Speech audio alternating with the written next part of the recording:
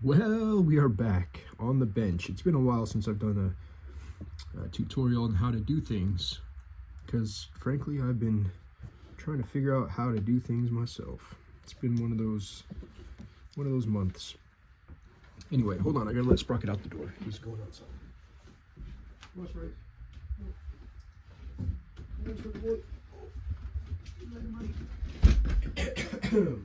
Okay. Excuse me. So we are going to do some feed rollers on a typewriter today. This is for a Remington Portable 1, but the same concept works for the 2, the 3, the 5, and so forth. Normally you don't have to take the whole roller system out, but it's super simple. It just kind of slips under some spring hook clip things. But you can do this all in the typewriter. And what it normally takes is you take your pliers and you push out one direction. I've already loosened these up, but you can see there's like a splined edge, and the splined edge is kind of how it holds itself in there. So first thing you do is you take your pliers and you slide this out. And then once you slide this out, you'll see your little feed roller guys drop. I'm trying to do this in camera for you guys. It's kind of an impromptu video, but I already did the other side. I said movie magic here. So we have this piece, this piece, this piece, this piece, and that piece. Those can go to the side for now. And we went to the hardware store, or the AutoParts store, and we got some small tubing. I don't know what size this is, but the best thing to do is to take one of your rollers in. Either you're going to do it on a big roller or a small roller, whichever size rollers you're dealing with, and match it up the best you can. And this is the best I got. And the inner diameter is a little off, but that's fine because the outer diameter is off. So once these go on, they'll stretch out and they'll fit inside there like they should. Now I'll take a cutting tool. Well, first let's get rid of this stuff. A lot of these feed rollers are going to be super crusty. So if they're super crusty, you can squeeze them off with some pliers. Or if they're super soft, you can just peel them off. Some of them are so crusty that you actually have to crush them. Crush the stuff out of them. This one is just super filthy. So we'll take a razor blade to it carefully. Get any residue off of that old roller.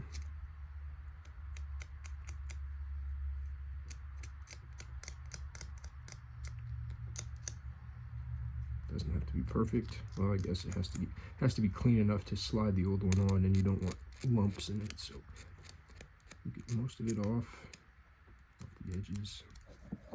And we'll start with.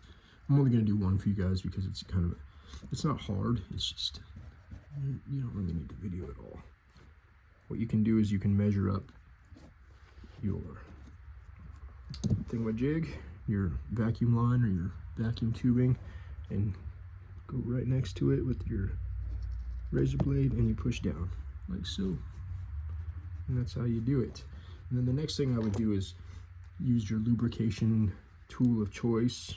You can even use slobber, human slobber, if you want to do that. But you'll just kind of push this in, and it's going to be tight. It's always a tight fit. Once you get it started, you can kind of start pushing it in. Slow process.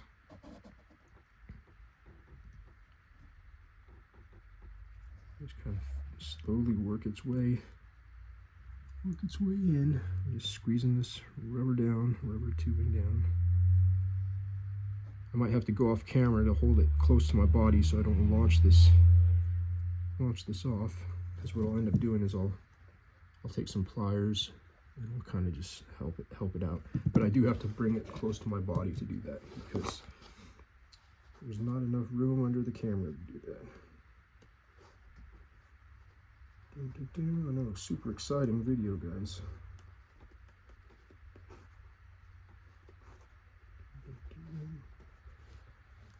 Because what I'm really afraid of is that I'm just gonna hit the camera.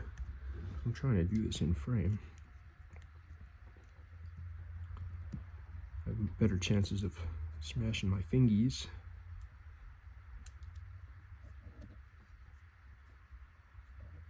Yeah, I'm probably not going to finish the process on camera just because it takes some work to get that in.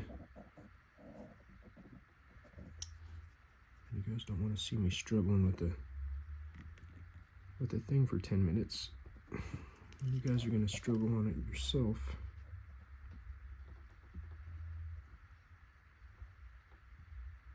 Yep. Okay guys, that's as far as I'm going to go on the video, because like I said, I have to do this close to my body, and there's just some typewriter things you can't videotape. You just got to do it. You got to get in there and you got to work on it. And again, I'm going to have to pry probably with the screwdriver and get this out. That's what we're dealing with, and we're trying to make do with what we have from local AutoParts stores or hardware stores. You kind of just have to get creative and work at it. Unless you're going to spend $40 on JJ Short to cover these for you, which you can, or you can spend your own time and a couple of cents and do it yourself. But it is work. It doesn't come easy. So just keep pushing and pulling and sliding this on, and eventually that will get on like it's supposed to, and you'll be set to go, and you put it back the same way you disassemble it. But I just wanted to show you guys how we do feed rollers, and you could do this with vacuum line, surgical tubing, heat shrink tubing.